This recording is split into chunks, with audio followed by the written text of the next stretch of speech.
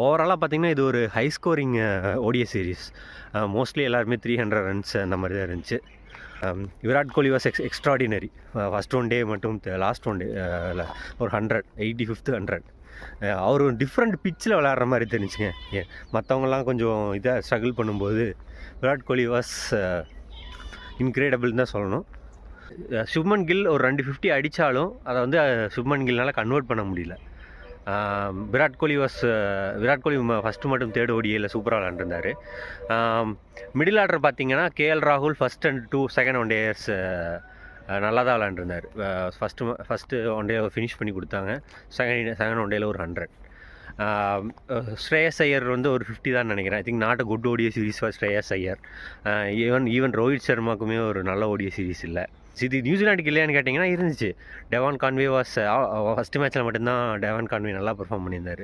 Second and third match was ordinary. Henry லிக்னஸ் and Will Young பார்த்தீங்கன்னா பெரிய scores அடிக்கலைனாலும் அங்கே கொஞ்சம் இங்கே கொஞ்சம் கான்ட்ரிபியூட் பண்ணியிருந்தாங்க, பார்ட்னர்ஷிப்புக்கு கான்ட்ரிபியூட் பண்ணியிருந்தாங்க.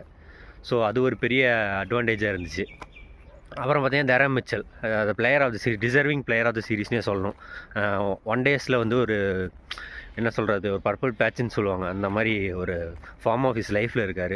தென் ஃபிலிப்ஸ் வந்து செகண்ட் அண்ட் தேர்டு மேட்ச்சில் பேட்டிங்கில் கான்ட்ரிபியூட் பண்ணியிருந்தான்.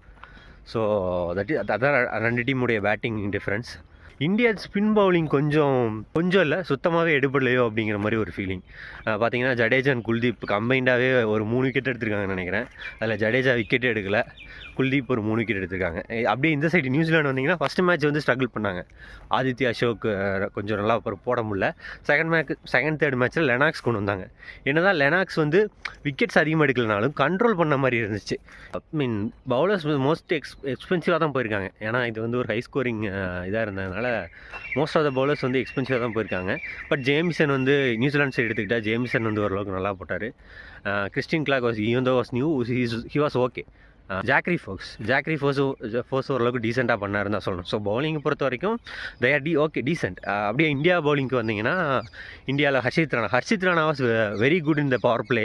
ஃபஸ்ட் 10 ஓவர்ஸில் ஹர்ஷித் ராணா சூப்பராக போட்டார். பட் டெத்தில் ரன்ஸ் லீக் பண்ணுற மாதிரி இருக்குது. பட் பிரசித் கிருஷ்ணா, சிராஜ், அப்புறம் few overs of Nitish Kumar Reddy as well. So அவங்க எல்லாருமே வந்து சேம் ஒரு ஆவரேஜ் பர்ஃபார்மன்ஸ் தான் கொடுத்துருக்காங்கன்னு தான் சொல்லணும்.